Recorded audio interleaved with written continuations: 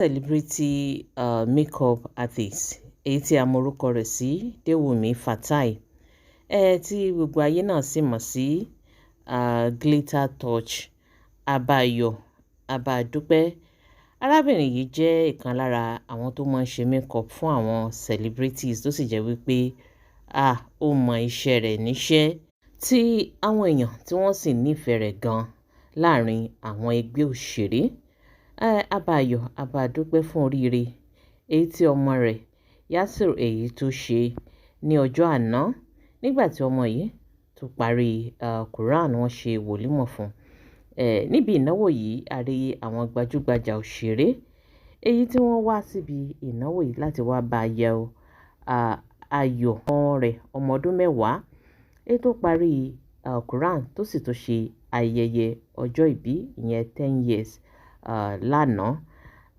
Àwọn gbajúgbajà òṣèré òun la rí níbi ayẹyẹ yìí.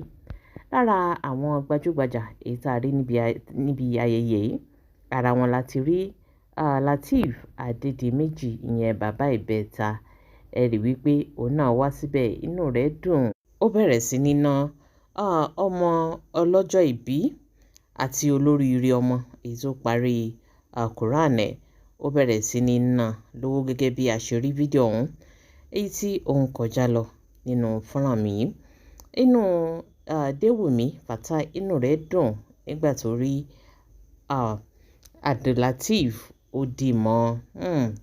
Ẹ̀yin tèmi èyí tó wá ṣe kàyéfì ibẹ̀ ni wípé ṣé ẹ rí nílé ayé yìí tá a bá ń sọ fún ẹ̀yin ọkùnrin ẹ̀yin bàbá bímọ mọ́ wò wípé kẹ́ ẹ ṣe ẹ̀tọ́ yín lórí àwọn ọmọ tẹ́ ẹ bá bí torí wípé kò sẹ́ni tó mọ̀la. Àwọn ọmọ yìí ẹ̀ mọ̀ tí wọ́n lè dà lọ́la. Ẹlòmíì láti inú oyún gan wọ́n á ti kọ àwọn ọmọ yìí wá láwọn ò fẹ́. Nígbà tí àwọn ọmọ yìí tó bá wá di nǹkan tán lọ́jọ́ ọ̀la wọ́n wá jáde wọ́n mọ̀ pera wọn ní bàbá ọmọ. Àbí nígbà tí bàbá oníbàbá gan bó tó bá ti wá bá wọn tọ́jú àwọn ọmọ yìí ìgbà náà ni wọ́n gbà agbádáwọ̀ tí wọ́n wá mọ̀ sọ wípé àwọn làwọn bímọ. Àwọn ọmọ tẹ́ ẹ̀ ṣọ̀tọ̀ lé lórí àwọn ọmọ tẹ́ ẹ̀ ṣe nǹkan kan lé lórí wàá gbà agbádáwọ̀ ẹ dákun. Irú ojú wo lẹ fẹ́ fi worú àwọn ọmọ bẹ́ẹ̀ tó bá di ọjọ́ ọ̀la? Àbí irú ẹnu wo gan lẹ fẹ́ fi sọ̀rọ̀ sírú àwọn ọmọ yìí? Ọmọ tí bàbá oníbàbá tó ti tọ́jú ẹ tó wá di nǹkan ẹ̀yẹ wàá gbé agbádáwọ̀ rẹ̀yìn bàbá ọmọdé. Wò ayé wo náà fẹ́ fi yín sí? Ojú wo gan lẹ fẹ́ fi máa wo bàbá tó tọ́jú àwọn ọmọ yín? Ìyẹn ni ò yé mi. Wò oríṣiríṣi ìṣẹ̀lẹ̀ níbi ayẹyẹ yìí tó jẹ́ kí àwọn èèyàn máa sọ̀rọ̀. Gẹ́gẹ́ bí mo ṣe ń sọ̀rọ̀ fún àwa tí a bá tẹ̀lé ọ̀rọ̀ Dewumi Fatai àti bàbá ọmọ yìí tó ń ṣe ayẹyẹ ọjọ́ ìbí àti tó ń ṣe wòlímọ̀. Bàbá ọmọ èyí tí a mọ orúkọ rẹ̀ sí Mustapha Ṣọlágbadé gbajúgbajà òṣèré lòun náà jẹ́ nínú eré orí ìtàgé ti Yorùbá tí àwọn èèyàn sì mọ̀. Ṣùgbọ́n lọ́wọ́lọ́wọ́ báyìí ìlú èbó ni arákùnrin náà wà. Fíìmù tí wọ́n bá fẹ́ ṣe èyí tó bá jọmọ́ ti ìlú èbó ó máa ń kópa níbẹ̀. Ṣùgbọ́n báyìí ìlú èbó òun ló base sí London precisely. So nítorí wòlímọ̀ ọmọ yìí ló jẹ́ kó wá sí Nàìjíríà gẹ́gẹ́ bí nǹkan tí a gbọ́. Ṣùgbọ́n nǹkan tó ṣẹlẹ̀ ni wípé nígbà tí Dewumi Fatai tó bí ọmọ yìí áwọ̀ ṣẹlẹ̀ láàrin àwọn méjèèjì tó sì jẹ́ kí arábìnrin yìí kó pariwo síta ní orí ayélujára wípé ṣé ní Mustapha ó ní kò bóun tọ́jú ọmọ ó ní kò ṣẹ̀tọ́ lórí ọmọ yìí rárá. Kódà ṣe la tó gbọ́ wípé arábìnrin náà ó fẹ́ sọ bí ẹni wípé màmá tó bí Mustapha Ṣọlágbadé yìí òun ló fẹ́ dàbí ẹni pé kò fọwọ́ sí ìbáṣepọ̀ òun àti Mustapha. Ó ní wọn ò fìfẹ́ hàn rárá ó ní wọn ò fẹ́ràn òun. Tó mú kí gbogbo ó padà já sí wípé wọn ò sí ní ọ̀dọ̀ ara wọn mọ́. Látìgbà tí àwọn méjèèjì wá ti fira wọn lẹ̀ ó fẹ́ dàbí ẹni wípé Mustapha kò ṣẹ̀tọ́ lórí ọmọ yìí kó tọ́jú ọmọ yìí bó ṣe yẹ kó tọ́jú rẹ̀ tó fi mú arábìnrin náà jáde nígbà kan tó jẹ́ káwọn èèyàn mọ̀ wípé ṣe ni Mustapha kò ṣẹ̀tọ́ lórí ọmọ yìí. Látìgbà tí wọn ò ti wá sí mọ́, ó ní arábìnrin yìí tó ti wá fẹ́ ẹlòmíì. Ẹ wò ó, tá a bá ń sọ̀rọ̀ lórí àwọn ọkùnrin gidi, àwọn bàbá dáadáa, tí ó yẹ kí irú àwọn single mother báyìí kó máa pàdé, ó ní arákùnrin tí a mọ̀ ní Abdulmalik Bashiru. Bẹ́ẹ̀ ni, gbajúgbajà lòun náà jẹ́, ó sì ń gbìyànjú. Bẹ́ẹ̀ ni, ó gbìyànjú gidigidi gan lórí Yasir, I beg your pardon, bóyá tí mi ò bá pe orúkọ yẹn dáadáa, ẹ jọ̀ọ́ ẹ ṣàforíjì fún mi. Lórí ọmọ tó ṣe wòlímà, ó gbìyànjú lórí ẹ̀ torí wípé a rí ìbáṣepọ̀ òun àti ọmọ yìí. Ẹ wò closeness yẹn ó lágbára. Gbogbo ìgbà tí ọmọ yìí bá ti wà pẹ̀lú arákùnrin Abdulmalik yìí, inú ọmọ yìí máa ń dùn. Tẹ́ ẹ bá rí fọ́tò èyí tó ń kọjá lọ ní orí fọ́nrán mi yìí, níbi tí ẹ ti rí ọmọ yìí pẹ̀lú Abdulmalik, èyí tó jẹ́ stepfather rẹ̀, àbí bí ẹni wípé òun ló bí. Tẹ́ ẹ bá ti rí àwọn méjèèjì gẹ́rẹ́ wípé wọ́n jọra gidigidi gan. Ní ọjọ́ birthday rẹ̀, òun ló gbé lárákùnrin yìí gbé àwọn fọ́tò tẹ́ rí tó ń kọjá lọ ní orí fọ́nrán mi yìí, ló gbé sí orí page ẹ̀ láti celebrate ọmọ yìí. Tẹ́ ẹ bá rí n tó kọ sí abẹ́ fọ́tò yìí, ẹ rí wípé bàbá gidi òun lárákùnrin yìí jẹ́. Bẹ́ẹ̀ náà ló ń fún ìyá rẹ̀ ní support. Ẹ ti kúkú mọ̀ wípé àwọn èèyàn máa ń sọ̀rọ̀ kan wípé obìnrin tí ọkùnrin bá nífẹ̀ẹ́, ó ti di dandan yóò fẹ́ràn èso inú rẹ̀ náà. Arákùnrin yìí ó fi wà náà hàn wípé ó nífẹ̀ẹ́ Déwùmí, bẹ́ẹ̀ sì ni ó nífẹ̀ẹ́ èso inú rẹ̀. Ó ń bá a tọ́jú ọmọ yìí. Ó dúró gẹ́gẹ́ bí bàbá fún bó ṣe yẹ kí bàbá ó dúró. Bẹ́ẹ̀ lárákùnrin yìí ó dúró ti Yasir. Ní ọjọ́ birthday rẹ̀, ẹ wò ó bá ya fọ́tò. Kódà wọ́n tún jọ wọ aṣọ kan náà ní tí wọ́n fi ṣe photo shoot. Gẹ́gẹ́ bẹ́ẹ̀ ṣe rí fídíò ọ̀hún èyí tó ń kọjá lọ ní orí fọ́nrán mi, inú ọmọ yìí dùn. Àtàṣọ kan náà ni wọ́n jọ wọ̀, bàtà kan náà ni wọ́n jọ wọ̀, design kan náà ò ní wọ́n jọ ṣe sí ara aṣọ yìí. Abẹ́rẹ́ gẹ́gẹ́ bí ẹ ṣe rí fọ́tò ọ̀hún èyí tó ń kọjá lọ ní orí fọ́nrán mi yìí. Gbogbo nǹkan ni arákùnrin Malik tó fi support Déwùmí Fatai. Bẹ́ẹ̀ ni, àwọn èèyàn wọ́n sì ròyìn ipa tí arákùnrin yìí kó nínú ayé Yasir tó jẹ́ ọmọ rẹ̀. Ìdí nìyí tá a fi rí arákùnrin yìí níbi ayẹyẹ wòlímọ̀ náà. Níbi ìgbà tó tó àsìkò tí ọmọ yìí tó bẹ̀rẹ̀ sí ní ka Quran, ẹ rí wípé Yasir àti bàbá tó bí lọ́mọ gangan, ìyẹn tó jẹ́ Mustapha Ṣọlágbadé, èmi ò fẹ́ rí connection kankan láàrin wọn. Ṣé lọ́mọ yìí ń wo bàbá náà bí ẹni wípé kò tiẹ̀ rí rí, bí ẹni pé ó ṣẹ̀ ń rí bàbá rẹ̀ for the first time, torí ṣe ló ń yọ wò àti wípé kò fẹ́ súnmọ́ gan. Ẹ̀díwẹ̀ bí wọ́n bó ṣe ń ṣe pẹ̀lú ọmọ yẹn. Nígbà míì tó bá ń bi ọmọ yìí léèrè ọ̀rọ̀, á kàn rọra forí dà àbí kó kàn rọra smile bó ṣe kéré tó yìí. Ó kàn ṣàǹfẹ̀ gbé ojú kan wò. Ṣùgbọ́n the moment tó bá ti rí Malik, ṣe nínú ẹ̀ máa ń dùn, tára ẹ̀ máa ń yá gágá. Ibi tí ọmọ yìí tó ti ń ka Quran òun lè rí yìí. Ẹ jẹ́ ká wo ohun tó ṣẹlẹ̀ díẹ̀ níbi tó ti ń ka Quran.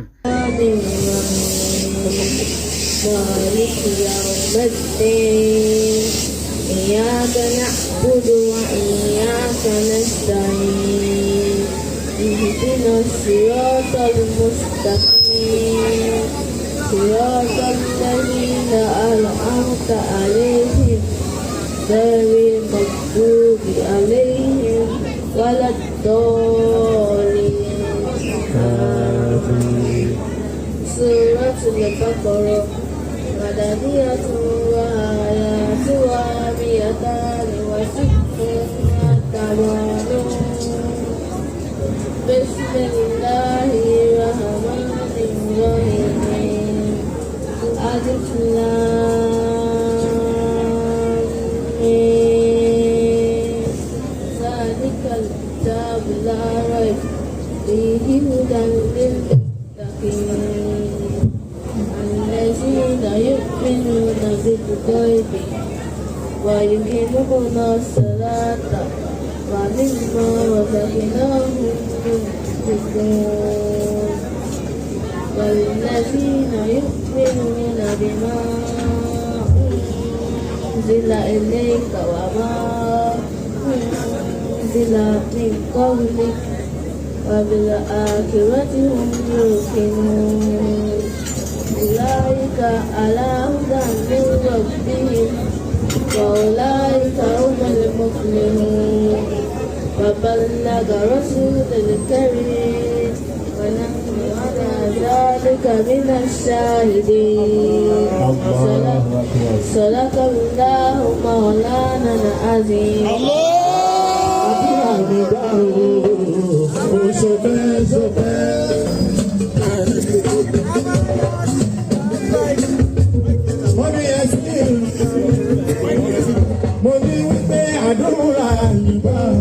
Abẹ́rí Yasiru òun lè rí yìí èyí tó ka Quran tí àwọn èèyàn sì ń gbé oríyìn fún.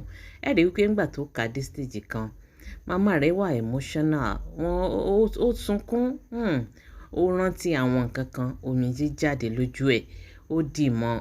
Kódà nígbà tí bàbá ẹ̀ èyí tí ó jẹ́ Mustapha tó fẹ́ dì mọ́ gan ṣe ló dàbí ẹni pé rọra fọwọ́, bóyá ká sọ pé rọra fọwọ́ gbá ọwọ́ rẹ̀ kúrò pé kóun tiẹ̀ kó jẹ́ kó fún un láyè kóun ráyè dì mọ́ ọmọ òun. Inú rẹ̀ dùn.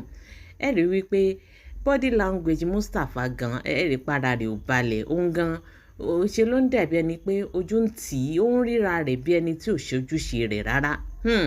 Bẹ́ẹ̀ ni, bí ẹni tí ò ṣojúṣe rẹ̀. Ẹ rí ní body language nínú àwọn videos tẹ́ bá ti rí, ẹ̀yin gan ẹ rí wípé ara rẹ̀ ò balẹ̀, ara rẹ̀ ò balẹ̀, torí wípé ó ti ríra rẹ̀, ó mọ̀ pé ó ń ṣe àwọn àṣìṣe kan.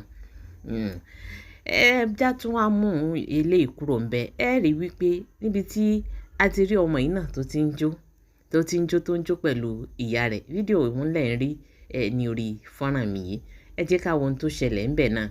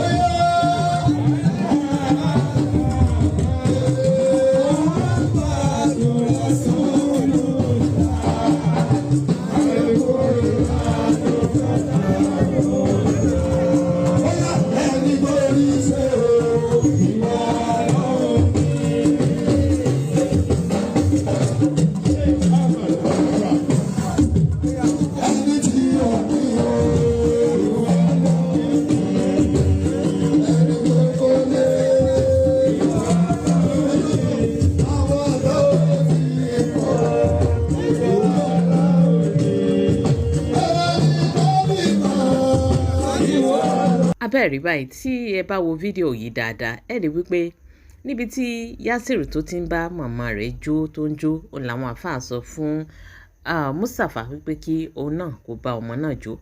Bó ṣe fẹ́ di ọwọ́ ọmọ náà mú, òun lọmọ náà já ọwọ́ rẹ̀ gbà ní ọwọ́ rẹ̀, kò tiẹ̀ wojú bàbá rẹ̀ rárá, kò wojú bàbá. Bí bàbá ṣe ń sọ fún un pé kó jó kókó mọ́lẹ̀, kò tiẹ̀ dá lóhùn. Abẹ́ẹ̀rí ẹ rí wípé kò sí connection kankan láàrin àwọn méjèèjì. Èyí tó wá ṣe bàbàǹbarì rẹ̀ tó jẹ́ kí àwọn èèyàn máa sọ̀rọ̀, kí wọ́n sì máa ṣàdúrà fún àwọn àfáà èyí tí wọ́n á ń kọ program yìí, ò ní wípé níbi tí wọ́n ti pe ìyá ọmọ yìí àti ọmọ tí wọ́n ti jókòó, tí wọ́n ti ń ṣàdúrà fún wọn, ó ní àwọn àfáà yìí náà tí wọ́n pe bàbá ọmọ èyí tó jẹ́ Mustapha Ṣọlágbadé pé kò náà kó wà lórí ìdúró, ó wá ṣe àdúrà fún ọmọ. Àwọn mẹ́tẹ̀ẹ̀ta dúró. Ìyàlẹ́nu ló jẹ́ nígbà tí àwọn àfáà yìí náà tí wọ́n ránṣẹ́ pé Abdulmalik èyí tó jẹ́ stepfather ọmọ yìí pé kò náà ó dúró, pé torí wípé ipa tóun náà ti kó nínú ayé ọmọ yìí, wọ́n ní kì í ṣe kékeré, ó lẹ́tọ̀ọ́ kí òun náà wà lórí ìdúró kó wá ṣe àdúrà fún Malik.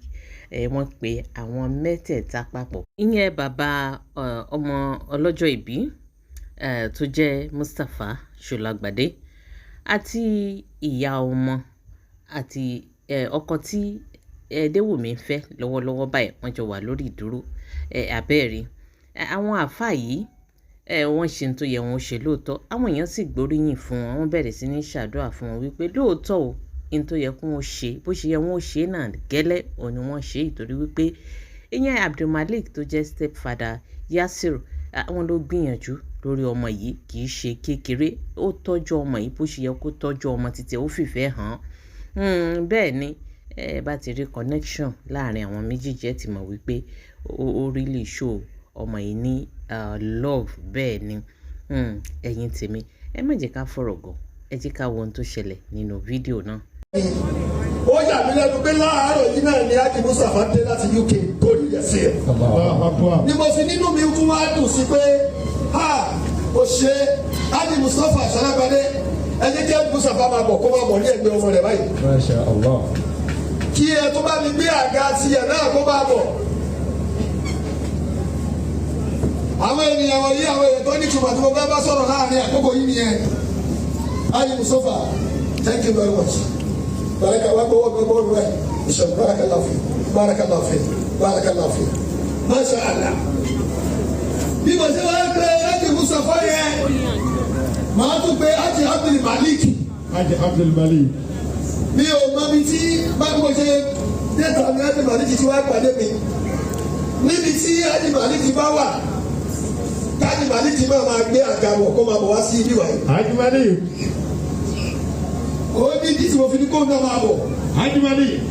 Tí èèyàn bá fẹ́ ẹni tí ó ti bímọ rí, tí ọmọ yẹn bá ń ṣe dáadáa, stepfather rẹ̀ ó ní ọwọ́ pẹ̀lú. Lẹ́yìn yẹn, bàbá gbé àfáà tó kọ́ Muhammad Yasir Al-Huda ní Al-Qur'an. Masha Allah. Kí àfáà tó gbé Al-Qur'an tó kọ́ Yasir, àfáà wa Abdul-Ghaffar Abdul-Jalil. Ẹgbẹ́ kí àfáà wa Abdul-Jalil àwọn àtòkó tí ọwọ́ ọ̀tún bàbá ọmọdé ẹ̀kọ́ ní kéwì. Ẹ̀ẹ́dẹ̀ bá mi pariwo lọ́dún dáadáa. Al-Huda. Ìtumọ̀ yìí ìjọba yìí ti ní túmọ̀ báyà bí ó ti ní. Abẹ́ẹ̀rí òun lẹ ti rí tí àwọn àáfàá ṣe nínú fídíò yìí, kí ni ẹ̀yin lérò wípé ṣé wọ́n ṣe dáadáa àbí wọn ò ṣe dáadáa?